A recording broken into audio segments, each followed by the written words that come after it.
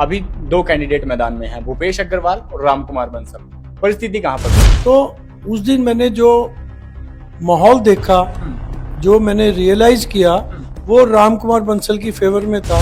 रामकुमार बंसल 6 महीने से मेहनत कर रहे जी या आगे आए हुए हैं जी, और हमें पता जो लगा है जी भी भूपेश जी अभी आए हैं जी भाई एकदम से, इसका मतलब किसी न किसी के पीछे हाथ है जी। मतलब भाई इतने दिन से कोई कुछ कर रहा है तो उसको एक बार मौका दे लो, नहीं काम करेगा फिर पीछे हटा देना जी। जो कि अगर जो कुछ व्यक्ति जो मतलब कि चाहते कि इलेक्शन ना हो तो उस दिन रामकुमार बंसल की फेवर में था, वो बन सकते थे, इलेक्शन टल सकता था, बट वो कुछ निजी कारणों के कारण नहीं टाला गया। अगर पार्टी आपको आदेश करती है कि 2024 के रण में आप कूदिए कैथल विधानसभा क्षेत्र से, तो क्या पार्टी की मानी जाएगी या आपकी कुछ अंदर की भी इच्छा है व्यक्तिगत तौर से?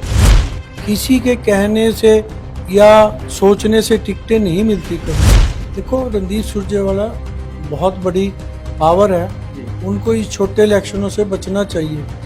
मतलब है वो ठीक है, हमारे सरवा है, हम उनकी रिस्पेक्ट करते हैं, मतलब हमारे कैथल में काम भी पूरा हुआ है, बट उनको छोटी राजनीति में बचना चाहिए जो।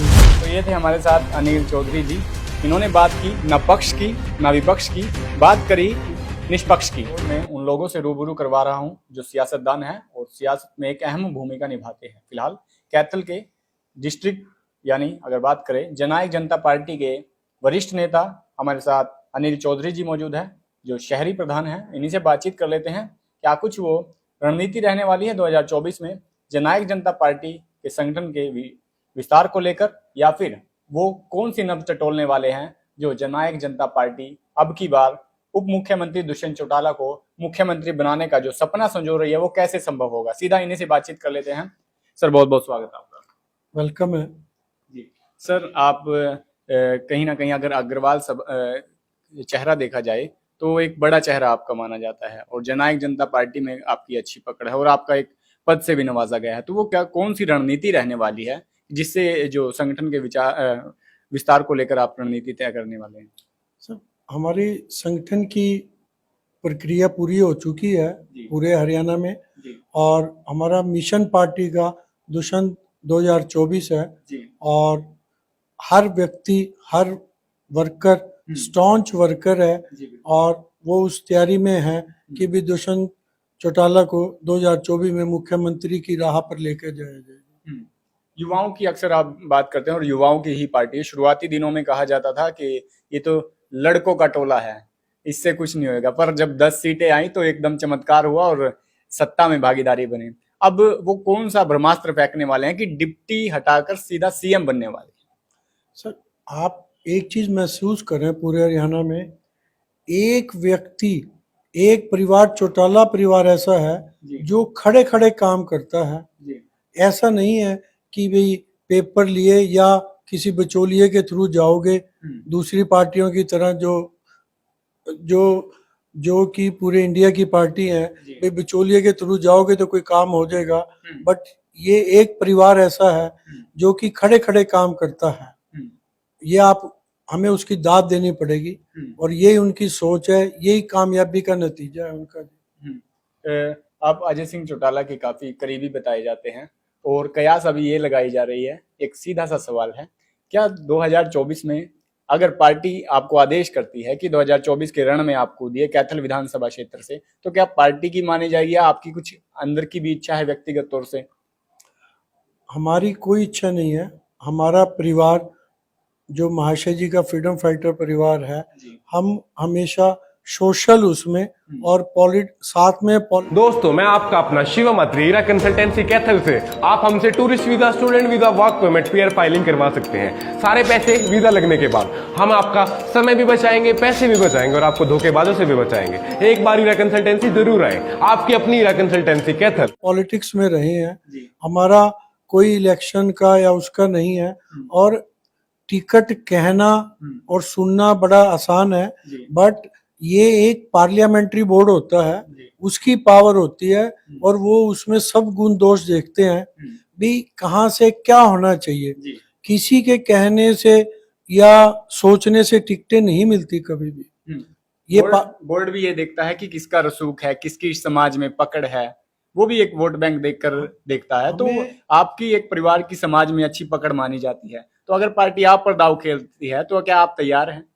नहीं, हमारे तैयार होने से या ना होने से कुछ नहीं होता है जी। पार्लियामेंट्री बोर्ड जो है ना जी, उसमें बड़े बड़े महानुभाव बैठे होते हैं और पार्टी की नीति के अनुसार ये टिकटें बांटी जाती हैं। टिकटें ऐसे नहीं है कि भाई चौधरी परिवार है या हमारे कैथल में शोरे वाले परिवार है या हमारे जैसे सुंदर का परिवार है या हमारे यहाँ कैथल में नरवानिया परिवार है जी।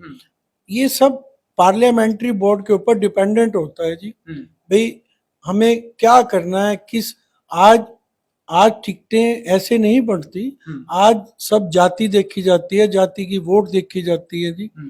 कहने में तो कुछ भी है, मैं तैयार हूँ जी, मैं वो हूँ जी, उसका कुछ नहीं होता।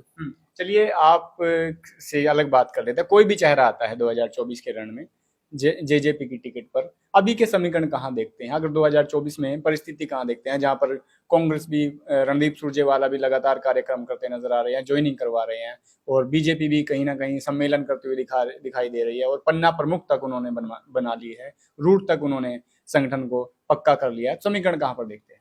जहां तक समीकरण का सवाल है, मतलब बीजेपी और जेजेपी अभी तक तो समीकरण है कि इकट्ठा मिलकर के इलेक्शन लड़ा जाएगा जी।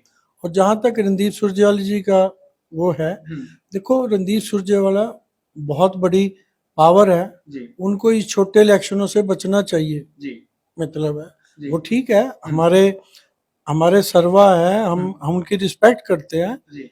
मतलब हमारे कैथल में काम भी पूरा हुआ है, बट उनको छोटी राजनीति में बचना चाहिए जी उनको। अगर पूर्व में देखा जाए तो नगर परिषद के इलेक्शन भी हुए जिसमें बीजेपी से खड़ी थी सुरभि गर्ग, और उस इलेक्शन में भी प्रचार प्रसार करते हुए दिखाई दिए थे रणदीप सुरजेवाला। नहीं, वो एक देखो अल्टीमेटली यदि आपको पॉलिटिक्स में रहना है, कभी भी ये नहीं देखा जाता कि भी जीत होगी या हार होगी। इसको पॉलिटिक्स का मतलब है लाइमलाइट जी। पॉलिटिक्स का मीनिंग होता है लाइमलाइट। ये हार जीत तो चलते रहते, क्या हो गया जिसमें आखिरकार यदि हम अपनी पार्टी के वर्कर के साथ या कैंडिडेट साथ नहीं खड़े होंगे तो हम कैसे चलेंगे आगे? तो मौजूदा संगठन में क्या आपकी भूमिका रहने वाली है? कहाँ तक वो रूट पक्की कर ली है आपने, और क्या मतलब कितने ज्वाइनिंग्स हुई है? क्योंकि अभी देखा गया है कि ना तो कोई पूर्व विधायक या कोई बड़ा चेहरा अभी तक ज्वाइन नहीं हुआ है। माफ कीजिएगा, थोड़ा कड़वा सवाल। नहीं, कोई कड़वा सवाल नहीं है। ये पार्टी के हाई कमान का काम है जी। मेरी जो ड्यूटी है, मेरी ड्यूटी है डिस्ट्रिक्ट प्रेसिडेंट सिटी, इसके अंदर जैसे प्रेसिडेंट में डिस्ट्रिक्ट में कालायत, राजौंद, सीवन, चीका और कैथल, हमारे से जो भी मेहनत होगी हम कर रहे हैं। हमें 15 दिन हुए हैं बने, वी आर स्टार्टिंग, और हम एक ही मिशन है हमारा, दुष्यंत 2024।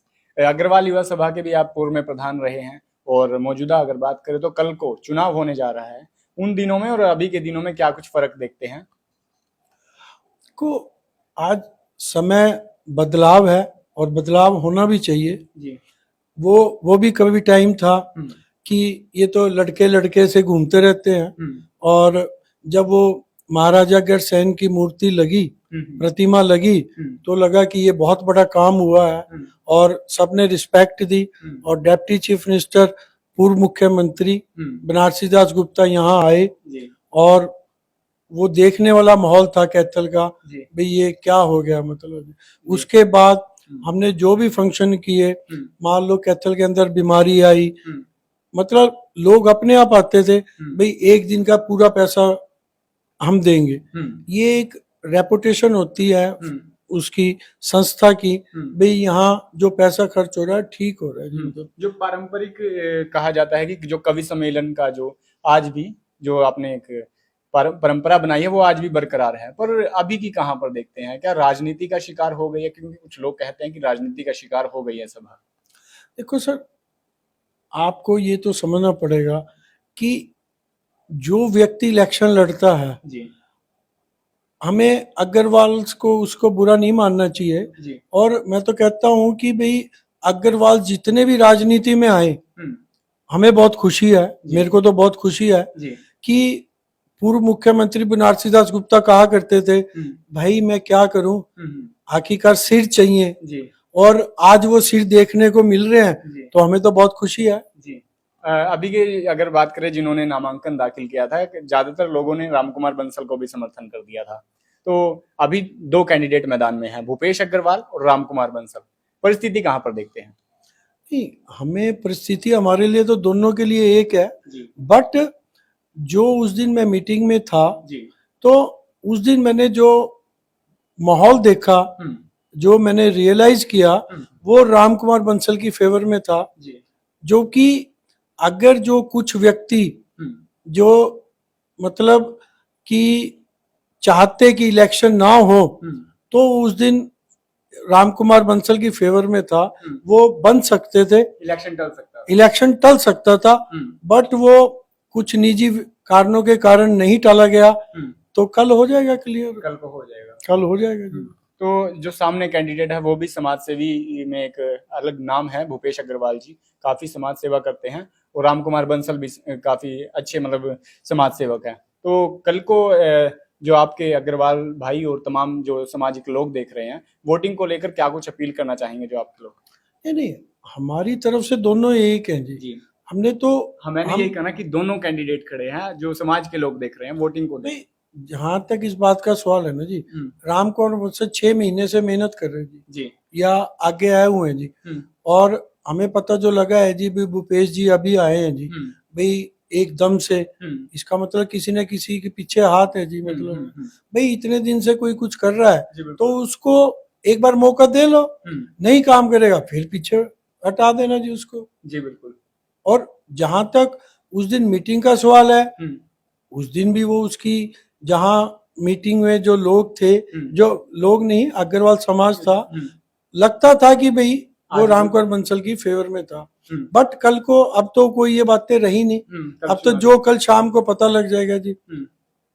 इलेक्शन होने में कोई दिक्कत नहीं है, क्या अग्रवाल समाज अच्छा है, थोड़ा बाहर निकलेगा इस बहाने, मेहनत करेगा, वोट की पावर भी पता लगेगी। हमें तो खुशी है जी, दोनों में से कोई भी बने जी। तो ये थे हमारे साथ अनिल चौधरी जी, इन्होंने बात की न पक्ष की न विपक्ष की, बात करी निष्पक्ष की। और कल को अग्रवाल सभा का चुनाव है, वोटिंग के लिए जो लोग हैं वो भी ज्यादा से ज्यादा पहुंचे, क्योंकि जिस प्रकार से अगर इनकी भूमिका देखे तो राजनीतिक भूमिका देखे तो इन्हें एक पद से नवाजा गया है, और अग्रवाल समाज का नाम इन्होंने पहले भी रोशन किया है और अब भी राजनीतिक तौर पे भी ऊपर नाम लेकर जा रहे हैं। फिलहाल आपका क्या कुछ कहना है, कल चुनाव में क्या समीकरण रहेंगे और क्या वो निर्णय रहने वाले हैं और क्या वो रिजल्ट रहने वाला है, ये वक्त के ज़हन में कमेंट बॉक्स में राय जरूर दीजिएगा और इस वीडियो को ज्यादा से ज्यादा शेयर जरूर कर दीजिएगा।